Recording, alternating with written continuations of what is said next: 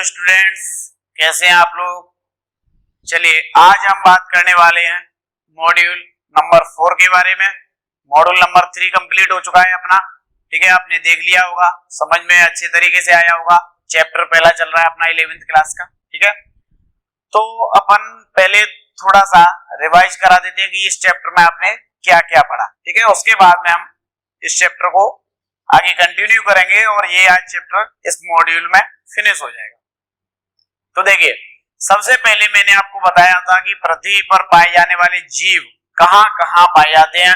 आपके दिमाग में आंसर आ गया होगा कहां कहां पाए जाते हैं, ठीक है। नहीं आया क्या? कुछ बच्चे सोच रहे हो कि आंसर आ गया, कुछ सोच रहे नहीं आया, तो उसको रिवाइज करें पीछे वाले को।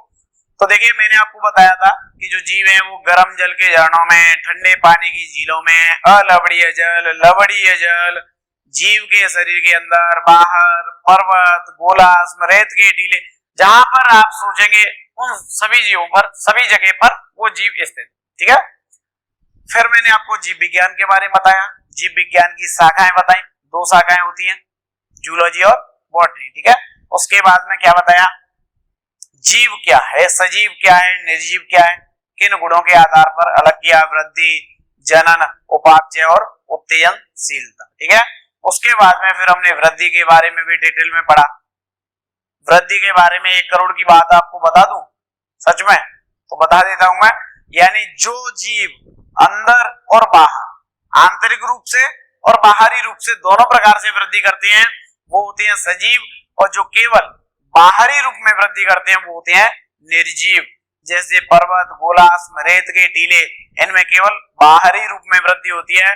और जो सजीव हैं, जैसे हम, मनुष्य, शेर, बाघ, चीता, कुत्ता, बिल्ली, जो भी है, उनमें क्या होता है, अंदर और बाहर दोनों प्रकार से वृद्धि होती है, तो उसका यानी टोटल वेट बढ़ता है। उसके बाद जनन की बात की। जनन क्या है, सजीवों द्वारा अपने समान संतति उत्पन्न करने की क्रिया जनन कहलाती है, ठीक है। जनन 2 प्रकार का होता है, लैंगिक जनन, अलैंगिक जनन। एक परिभाषा याद कराई थी, दूसरी अपने आप याद हो गई होगी और आपको ये याद होगा, ठीक है।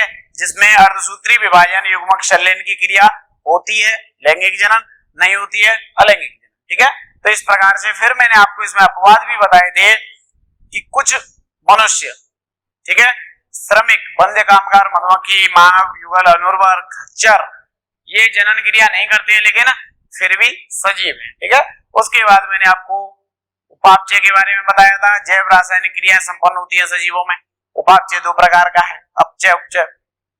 उसके बाद आपको मैंने फिर बताया था उत्तेजनशीलता के बारे में। उसके बाद फिर आपने पढ़ा था जैव विविधता, जीवों में पाई जाने वाली असमानताएं, विभिन्नताएं क्या कहलाती हैं, जैव विविधता कहलाती है। पृथ्वी पर 1.7 से 1.8 मिलियन, या लाख में बात करें तो 17 से 18 लाख पादप और जंतुओं की जातियां पाई जाती हैं, और भी अन्य जातियों की भी खोज शेष है, ठीक है। उसके बाद मैंने आपको वर्गीकरण पढ़ाया था। समानता और असमानता के आधार पर जीवों को जाति वृत्तीय श्रेणियों में व्यवस्थित करना क्या कहलाता है, वर्गीकरण कहलाता है। उसके बाद आपको वर्गीकी पढ़ाई थी। उसके बाद में आपको वर्गीकी संवर्ग पढ़ाया था। वर्गीकी संवर्ग क्या होता है, यानी वर्गीकरण एकल सोपान प्रक्रम नहीं है, इसमें कई पदानुक्रम सोपान होते हैं। यहाँ सोपान पद या वर्ग को दर्शाता है, अर्थात वर्ग की समस्त वर्ग की व्यवस्था है, जिसे हम वर्गीकी संवर्ग कहते हैं, ठीक है। तो इस प्रकार से उसके बाद में फिर आपने वर्गक या टैक्सॉन पढ़े, जाति, वंश, कुल, गण, वर्ग, संघ और जगत।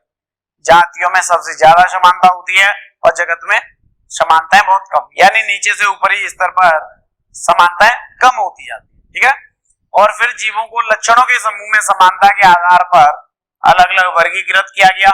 जाति है, फिर वंश में रखा गया समान लक्षणों वाली जातियों को, फिर वंश में से कुल में रखा गया, फिर गण में रखा गया, फिर, ठीक है, वर्ग, संघ और जगत में। फिर आपको मैंने बताया था कि जो जगत है वो 2 है, पादप जगत और जंतु जगत। सभी पादपों को प्लांटी जगत में, ठीक है, सभी जंतुओं को एनिमेलिया जगत में रखा गया है। उसके बाद मैंने आपको कुछ जीवों के वैज्ञानिक नाम के बारे में चर्चा की थी। जाति, वंश, कुल, गण, वर्ग, संघ बताए थे आपको। घरेलू मक्खी का बताया था, मनुष्य का बताया था, गेहूं का बताया था और आम का बताया था, ठीक है, आपको याद होगा अच्छे तरीके से, उसको आप रिवाइज भी कर लें। उसके बाद हमने कुछ जीवों के वैज्ञानिक नाम की चर्चा की थी, जैसे खरगोश के बारे में। खरगोश का वैज्ञानिक नाम क्या होता है? ऑस्ट्रेलेगोक्यूनिकुलस, ठीक है। मोर का पेवो क्रिस्टेटस, कुत्ता कैनिस फेमिलिस, ठीक है। और उसके बाद फल मक्खी का ड्रोसोफिला मेलेनोगैस्टर, ठीक है। और हम बात करें मटर के बारे में, बात कर ले, मटर का वैज्ञानिक नाम क्या है? मटर 10th क्लास में आपने पढ़ा होगा, पाइसम सेटाइवम, ठीक है। मटर का वैज्ञानिक नाम पाइसम सेटाइवम। मेढक की हम बात करें, मेढक का वैज्ञानिक नाम क्या है? राना टिग्रीना, ठीक है। तो ये है इनके वैज्ञानिक नाम, राना टिग्रीना, मटर का है पाइसम सेटाइवम। और मैंने आपको ये भी बताया था कि किस प्रकार से आप उसके वंश को और जाति को बता सकते हैं। पहला शब्द वंश का, दूसरा जाति का। मैंने आपसे पूछा मेढक की जाति बताओ, बोलो सर टिग्रीना। वंश बताओ, सर राना, ठीक है। तो इसी प्रकार से मटर का सेटाइवम जाति, पाइसम वंश, ठीक है। तो आपको समझ में आ गया होगा। अब हम जो आज बात करेंगे वो हेडिंग वर्गीय सहायता साधन, यानी वर्गीय सहायता साधन क्या होते हैं और इनकी हमें आवश्यकता क्यों है।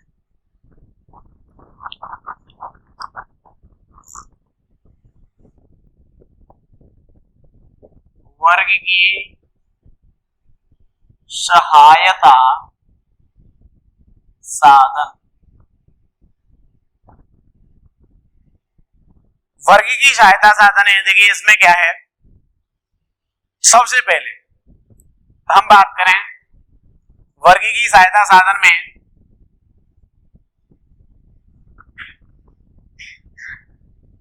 जीवों के वर्गीकरण के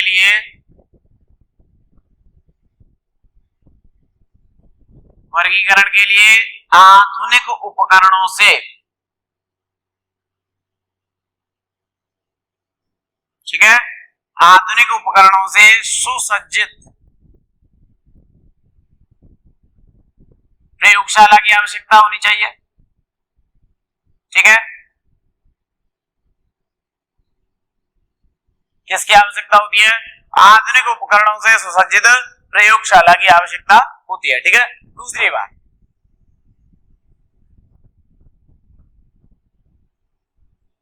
प्रयोगशाला में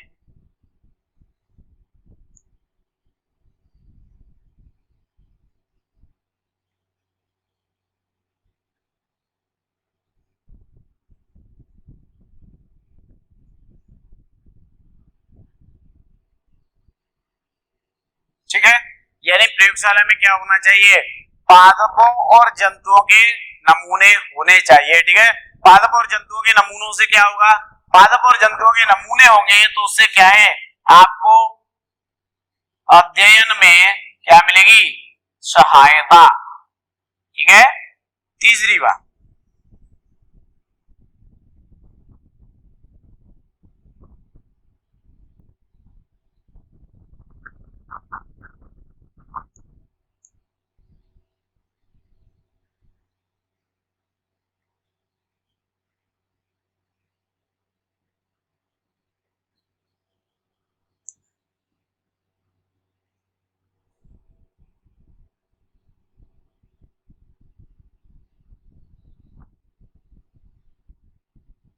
ठीक है, यानी नमूनों का अध्ययन करना है। जो प्रयोगशाला में उपस्थित नमूने हैं तो नमूनों का अध्ययन कर उनका विश्लेषण करना चाहिए और उनके विश्लेषण के आधार पर जीवों का क्या करना चाहिए?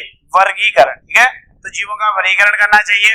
अगली जो बात है वो है भविष्य में अध्ययन करने के लिए अब पादप और जंतुओं की कुछ जातियां ऐसी होती हैं वो विलुप्त हो जाती हैं, ठीक है, दिखाई नहीं देती है। पहले पुराने समय में पादप और जंतुओं की अनेक जातियां पाई जाती थी जो इस समय में नहीं पाई जाती हैं, और आगे आने वाले समय में बहुत सी जातियां विलुप्त हो जाएंगी पादपों की और जंतुओं की, तो आने वाली जो पीढ़ी है वो उसको नहीं देख पाई। तो इसमें उनको क्या करना चाहिए? प्रयोगशाला में पादप और जंतुओं के जो नमूने हैं उनको सुरक्षित रखा जाना चाहिए, ठीक है। तो इससे क्या फायदा मिलेगा कि सुरक्षित जो नमूने होंगे उनसे अध्ययन में सहायता मिलेगी। ठीक है, तो प्रयोगशाला में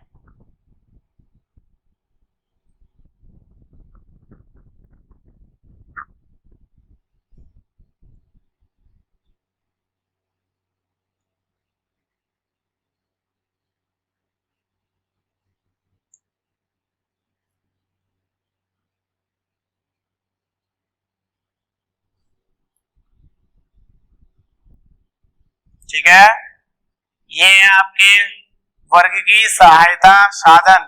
इसमें हम चर्चा करेंगे, ये पॉइंट है इसमें। सबसे पहले क्या करना है, जीवों के वर्गीकरण के लिए आधुनिक उपकरणों से सुसज्जित प्रयोगशाला की आवश्यकता होती है सबसे पहले। ठीक है, प्रयोगशाला होनी चाहिए। दूसरी बात, प्रयोगशाला में पादप और जंतुओं के नमूने होने चाहिए जिससे अध्ययन में सहायता मिलेगी। ठीक है, अध्ययन कर सकेंगे।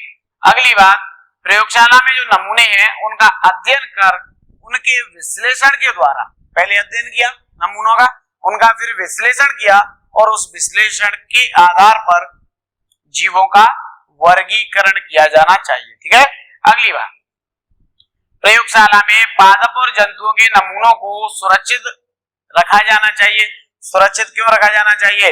क्योंकि उससे आने वाले जो समय में अन्य पीढ़ी आएंगी वो उनका आसानी से अध्ययन कर सके। ठीक है, तो इसके लिए विभिन्न वैज्ञानिकों ने पादप और जंतुओं के नमूनों को सुरक्षित रखने के लिए नई नई तकनीकियां या नई नई विधियां या नए नए साधन उपलब्ध कराए हैं, वो आपको यहाँ पर पढ़नी है। ठीक है, कौन कौन सी विधि है जिनके आधार पर हम सुरक्षित रख सकते हैं।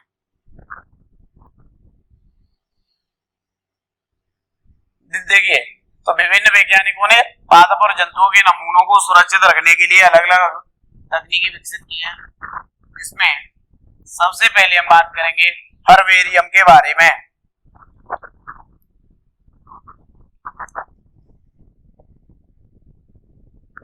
हर्बेरियम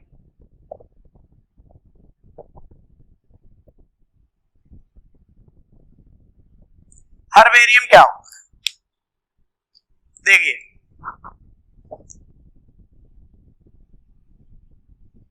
पादपों के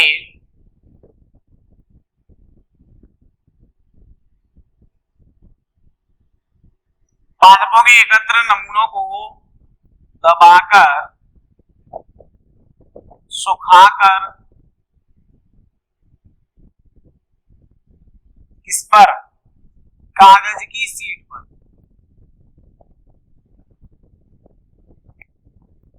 ठीक है, कागज की शीट पर दबाकर, सुखाकर परिरक्षित करना। परिरक्षित करना क्या कहलाता है? हर्बेरियम कहलाता है। ठीक है, यानी पादप के एकत्र नमूनों को कागज की शीट पर दबाकर, सुखाकर परिरक्षित करना हर्बेरियम कहलाता है। ठीक है, इसमें क्या करना है, विश्वव्यापी वर्गीकरण प्रणाली के अनुसार, विश्वव्यापी वर्गीकरण प्रणाली के अनुसार उस पर एक लेबल लगा होना चाहिए। ठीक है, इस लेबल पर क्या क्या होगा वो यहाँ पर आप देखें। विश्वव्यापी वर्गीकरण प्रणाली के अनुसार क्या होता है, इसमें इस पादप को व्यवस्थित किया जाएगा। ठीक है, और व्यवस्थित करने के बाद उस पर एक लेबल लगा होगा जिस पर पादप का वैज्ञानिक नाम, अंग्रेजी नाम, जाति, वंश, कुल और खोज करने वाले व्यक्ति का नाम।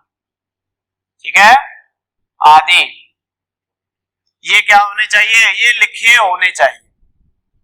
ठीक है, जो लेबल लगा हुआ है जिस पर, यानी विश्वव्यापी वर्गीकरण प्रणाली के अनुसार इनको वर्गीकृत किया जाएगा, इसमें एक लेबल लगा हुआ जिसमें वैज्ञानिक नाम होगा, उसका अंग्रेजी नाम होगा, पादप की जाति क्या है, वंश क्या है, कुल क्या है और उसकी खोज किसने की थी। ठीक है, और दिनांक कब की थी। ठीक है, ये इस पर लिखा होना चाहिए जिससे क्या होगा, इसके अध्ययन में क्या हो जाएगी, सुविधा। ठीक है, जिससे इसके अध्ययन में क्या मिलती है, सुविधा मिलती है। ठीक है, तो ये है हर्बेरियम। पादपों के एकत्रित नमूनों को कागज की शीट पर दबाकर सुखाकर प्रदर्शित करना हर्बेरियम कहलाता है। विश्वव्यापी वर्गीकरण प्रणाली के अनुसार इसे व्यवस्थित किया जाता है। ठीक है, इसमें एक लेबल लगा रहता है जिस पर वैज्ञानिक नाम, अंग्रेजी नाम किसका, पादप का। ठीक है, जाति, वंश, कुल, खोज करने वाले व्यक्ति का नाम, यानी उसकी खोज किसने की और दिनांक कब की थी, उसको लिखा जाना चाहिए। इससे क्या होगा, इस पादप के अध्ययन में सुविधा मिलेगी। ठीक है, तो यहां पर हर्बेरियम फिनिश हो जाता है। उसके बाद हम बात करेंगे वनस्पति उद्यान के बारे में।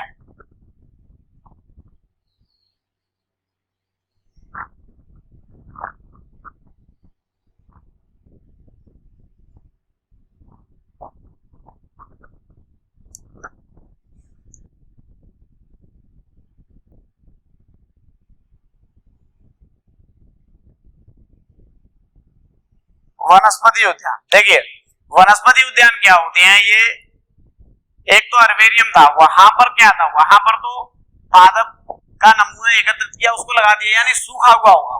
ठीक है, यहाँ पर वनस्पति उद्यान में जीवित पादपों को रखा जाएगा। ठीक है, वहां पर जीवित पादपों को रखेंगे तो यहाँ पर क्या होगा, देखिए ऐसे स्थान जहां पर पादपों को उगाकर संरक्षित किया जाता है। ठीक है, उन्हें हम क्या कहते हैं, वनस्पति उद्यान, बॉटनिकल गार्डन। ठीक है, यानी कहने का मतलब ऐसे स्थान है जहां पर पादपों को उगा करके उसका संरक्षित किया जाएगा, उनको ध्यान रखा जाएगा, उनकी देखरेख की जाएगी, उन्हें हम कहते हैं वनस्पति उद्यान। ठीक है, यहाँ पर क्या होता है, यहाँ भी प्रत्येक पादप पर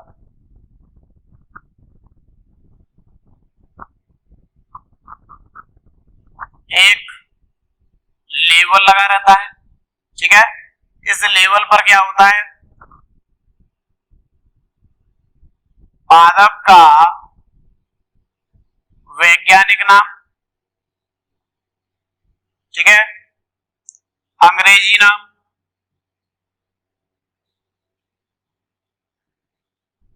वंश, जाति,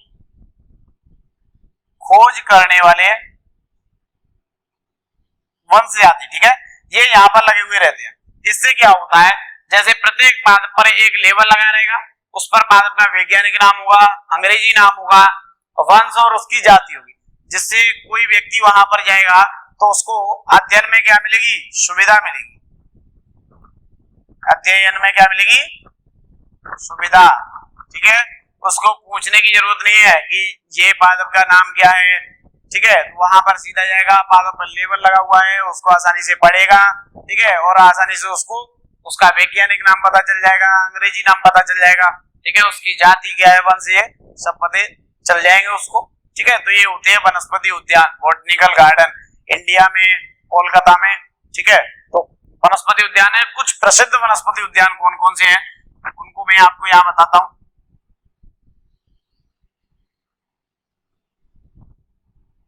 पहला है इंडियन बॉटनिकल गार्डन। ठीक है, यह हावड़ा में, कोलकाता। ठीक है, अब ये तो बताइए आपको कोलकाता कहां पर है, भारत में। ठीक है, तो इंडियन बॉटनिकल गार्डन है हावड़ा, कोलकाता, भारत। दूसरा नेशनल बॉटनिकल रिसर्च इंस्टीट्यूट है, दूसरा है नेशनल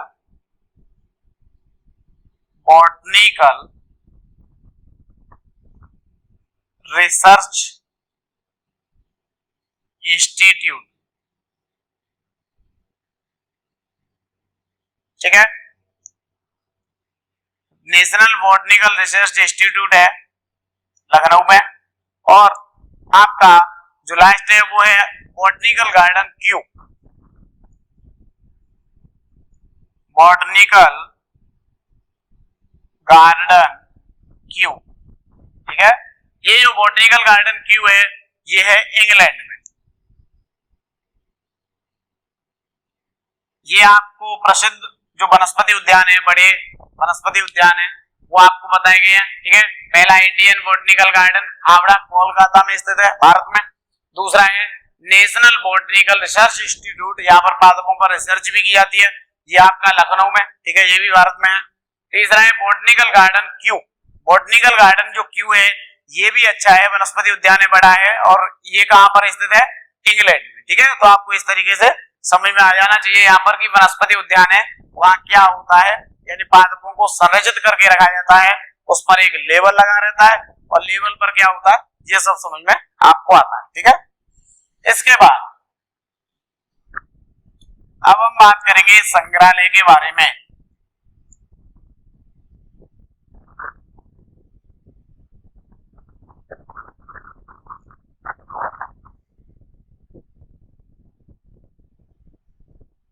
संग्रहालय, ठीक है। तो देखिए संग्रहालय क्या होते हैं? संग्रहालय होते हैं यानी शैक्षिक संस्थानों में, यानी यहाँ पर एजुकेशन इंस्टीट्यूट का है या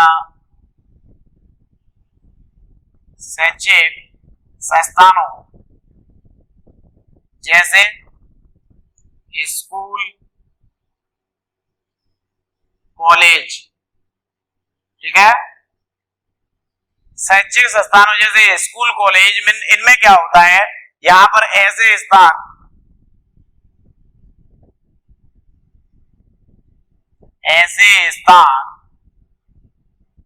जहां पर पादप और जंतुओं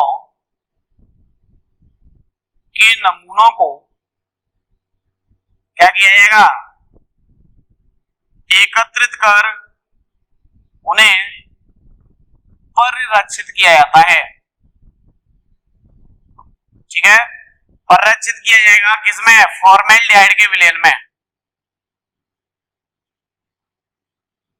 ठीक है।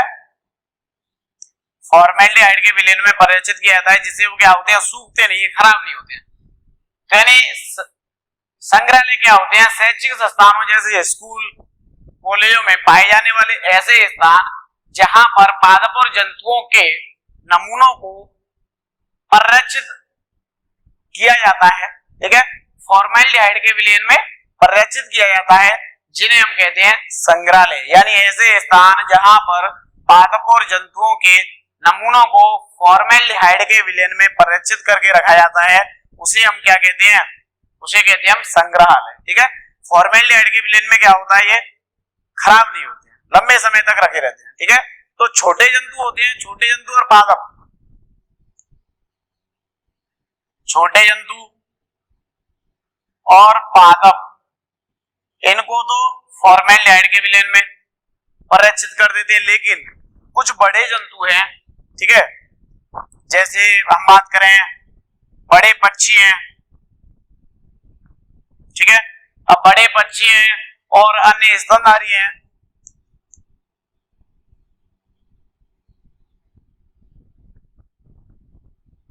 इनको क्या किया जाएगा? इनके आंतरिक अंगों में रसायन युक्त रुई भरकर, ठीक है, रसायन युक्त रुई भरकर के इन्हें परिरक्षित किया जाता है, ठीक है। जैसे आहार नाल है, तो आहार नाल के अंदर अंदर क्या करेंगे? रसायन युक्त रुई भर दी जाएगी, और रसायन युक्त रुई भरने से क्या होगा? ये खराब, ठीक है। तो इस प्रकार से इनको संग्रहित किया जाता है या परिरक्षित किया जाता है। आपकी समझ में आ गया होगा संग्रहालय क्या होते हैं, यानी प्रयोगशाला, लेबोरेटरी, जहां पर इनको रखा जाता है स्कूल विद्यालय में, ठीक है, स्कूल या कॉलेज में। तो एक बार फिर से मैं रिवाइज करा देता हूं आपको। शैक्षिक संस्थानों जैसे स्कूल, कॉलेज में ऐसे स्थान जहां पर पादप और जंतुओं के नमूनों को फॉर्मेल्डिहाइड के विलयन में परिरक्षित करके रखा जाता है, उन्हें हम संग्रहालय कहते हैं। छोटे जंतु और पादपों को फॉर्मेल्डिहाइड के विलेन में परिरक्षित कर देते हैं। बड़े पक्षी एवं अन्य स्तनधारियों को रसायन युक्त रुई भर करके इनके अंगों में परिरक्षित किया जाता है, जैसे आहार नाल के अंदर रसायन युक्त रुई भर दी जाती है। ठीक है, तो ये आपको समझ में आ गया होगा। इसके बाद हम बात करने जा रहे हैं प्राणी उपवन या चिड़ियाघर के बारे में। प्राणी उपवन या चिड़ियाघर क्या होते हैं?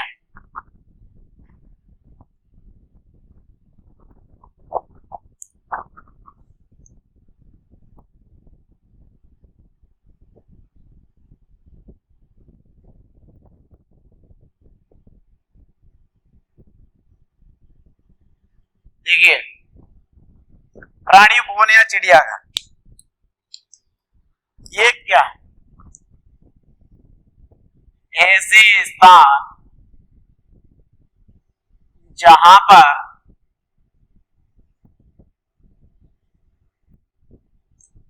जीवित अवस्था में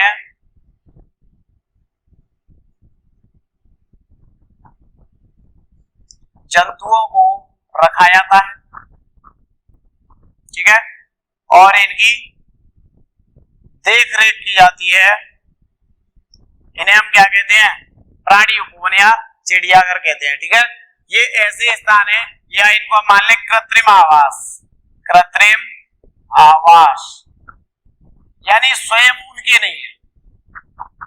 ठीक है, यानी जो प्राणी है उनके आवास नहीं है, उनको अलग आवास बना करके कृत्रिम आवास बना के उसमें रखा जाता है, उनकी देख रेख की जाती है।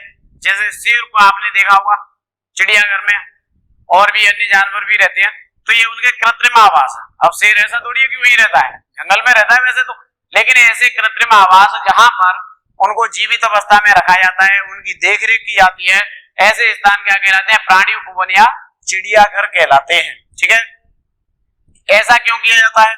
ऐसा इसलिए किया जाता है कि यहाँ पर जाने वाले जो अन्य लोग हैं तो उनको उनके आवास, भोजन,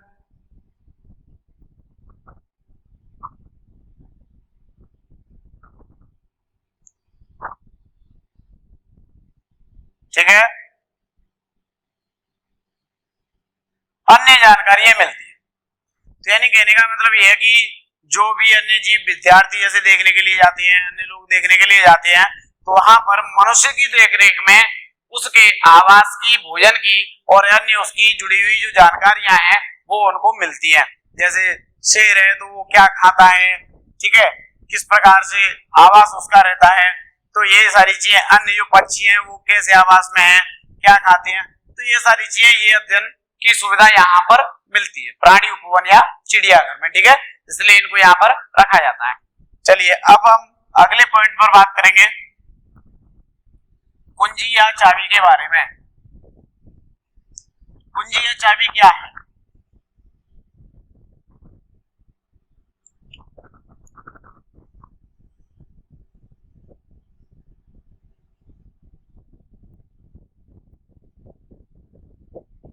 ठीक है, यानी कुंजी या चाबी,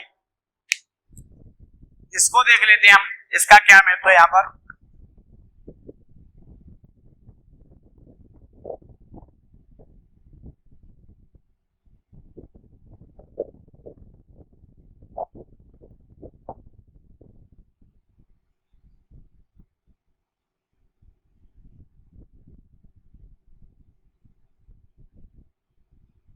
अन्य साधन सहायक सामग्री है अध्ययन के लिए, इससे जीवों के वर्गीकरण में सहायता मिलती है। ठीक है, इसमें दो विपर्यासी लक्षण पाए जाते हैं, यानी भिन्न भिन्न। ठीक है, इसमें से कुंजी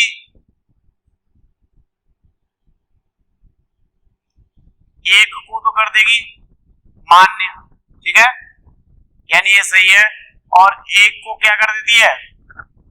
अमान्य। ठीक है, तो इस प्रकार से यानी कुंजी या चाबी जो है ये एक अन्य अध्ययन सामग्री है या सहायक सामग्री होती है जो यानी वर्गीकरण में सहायता करती है। इसमें जीवों के वर्गीकरण के लिए जैसे किसी में दो विपर्यासी लक्षण पाए जाते हैं, तो विपर्यासी लक्षण है तो उसके द्वारा पता चलेगा कि कौन सा सही है और कौन सा गलत है। तो उन दोनों में से एक लक्षण को मान्य करेगी, एक लक्षण को अमान्य कर देती है। जैसे आपके पास में दो लॉक हैं, ठीक है, ताले तो आप जानते हैं लॉक जो लगते हैं, अब एक चाबी है, तो दोनों में से अब दोनों ताले अलग अलग हैं, उसमें से चाबी एक ताले की है तो दूसरा ताला अलग होगा, तो उसको लगा के देखोगे तो एक तो खुल जाएगा, वो तो मान्य होगा, और जो दूसरा नहीं खुलेगा वो अमान्य होगा। तो इस प्रकार से प्रत्येक, ठीक है, तो इसमें अध्ययन के लिए क्या होता है, उसमें सुविधा मिलती है। तो प्रत्येक कथन के लिए अलग अलग वर्ग की कुंजी की आवश्यकता होती है, जैसे जाति है, वंश है, कुल है, गण है, इनके लिए अलग अलग वर्ग कुंजी की आवश्यकता होती है, ठीक है। तो इसके द्वारा कुंजी से क्या होता है, उसके वर्गीकरण में आसानी हो जाती है, ठीक है, उससे वर्गीकरण जीवों का आसानी से हो जाता है। तो ये है कुंजी या चाबी। तो जीवों के वर्गीकरण में सहायता मिलेगी और अन्य सहायक अध्ययन सामग्री है। और इसके बाद हम जो चर्चा कर रहे हैं वो है मोनोग्राम, ठीक है। अन्य विधियां हैं, अन्य विधि कौन कौन सी है वो देखें। अन्य विधियां,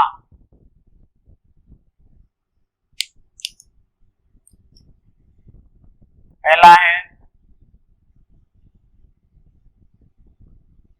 ठीक है, मोनोग्राम। मोनोग्राम क्या होता है, ठीक है, मोनोग्राम ये क्या होता है, इससे किसी क्षेत्र में पाए जाने वाला कोई एक विशेष क्षेत्र ले लेते हैं, तो किसी क्षेत्र में पाए जाने वाले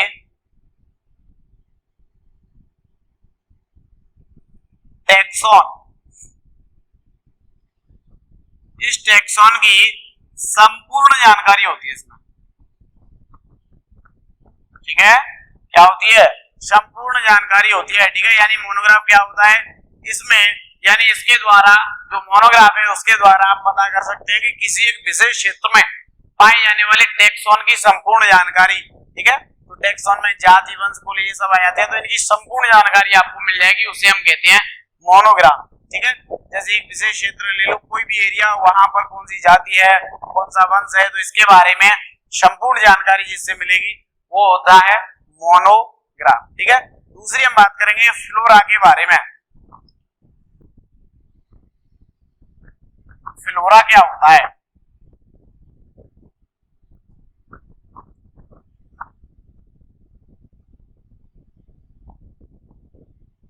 देखिए ऐसे ही जैसे मोनोग्राफ है ऐसे ही फ्लोरा है। तो फ्लोरा में क्या होता है, इसके द्वारा किसी विशेष क्षेत्र में पाई जाने वाली पादपों की संपूर्ण जानकारी मिलती है, ठीक है। इसे हम क्या कहते हैं, फ्लोरा कहते हैं। फ्लोरा में क्या है, इसके द्वारा किसी विशेष क्षेत्र में पाए जाने वाले पादपों की संपूर्ण जानकारी होती है, जिसे हम फ्लोरा कहते हैं, ठीक है। इसके बाद हम बात करेंगे नियम पुस्तिका के बारे में। नियम पुस्तिका क्या होती है, फ्लोरा में यानी पादपों की संपूर्ण जानकारी मिलेगी, किसी क्षेत्र में पाए जाने वाले जो पादप हैं, तो कौन कौन से पादप हैं, जाति, वंश क्या है, उनका संपूर्ण जानकारी उसमें मिलती है, ठीक है, फ्लोरा। अब है नियम पुस्तिका।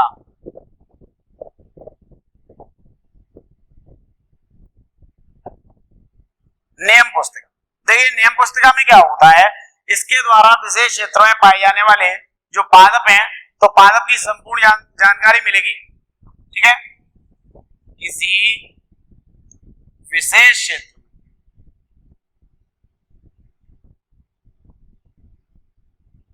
पाए जाने वाले पादपों की संपूर्ण जानकारी, यानी उनका जाति क्या है, वंश क्या है, कुल क्या है, संघ क्या है, गण क्या है, ये संपूर्ण जानकारी मिलती है, इसे हम कहते हैं नियम पुस्तिका, ठीक है। इसके साथ साथ इसमें उसके क्षेत्र की भी जानकारी मिलती है कि ये कहां पर पादप पाया जाता है, ठीक है। तो इस प्रकार से नियम पुस्तिका होती है, यानी फ्लोरा में तो पादप के क्षेत्र की जानकारी मिलेगी कि कहां पर स्थित है, ठीक है, कि कौन सा पादप कौन से क्षेत्र में पाया जाता है, वो तो फ्लोरा के द्वारा मिलेगी। और यहाँ पर किसी विशेष क्षेत्र में पाए जाने वाले पादपों की जाति क्या है, वंश क्या है, कुल क्या है, गण क्या है, संघ क्या है और कौन से क्षेत्र में, ये संपूर्ण जानकारी मिलती है नियम पुस्तिका के द्वारा। ठीक है, तो इस प्रकार से आपका चैप्टर यहाँ पर फिनिश हो जाता है, जीव जगत यहाँ फिनिश हो गया। इसके बाद हमने आपको बताया था कि जीव विज्ञान की दो शाखाएं हैं, ठीक है, जंतु विज्ञान यानी जूलॉजी और बॉटनी। तो पहले हम पढ़ाएंगे जूलॉजी को, उसके बाद पढ़ाएंगे बॉटनी को। ठीक है, यहाँ पर जीवों का वर्गीकरण आपको अच्छे से समझ में आ गया कि किस प्रकार से जीवों को वर्गीकृत किया जाता है, द्विनाम पद्धति किसने दी थी। ठीक है, वैज्ञानिक नाम में कौन सा वंश का शब्द है, कौन सा जाति है। ठीक है, तो ये सारी जानकारी आपको इस चैप्टर में मिल गई। इसके बाद हम पहले जूलॉजी वाला पोर्शन स्टार्ट करेंगे, जूलॉजी के बारे में संपूर्ण जानकारी हो जाएगी, उसके बाद फिर आप बॉटनी को तैयार करोगे। ठीक है, आज की कहानी यहीं तक। नमस्कार, धन्यवाद।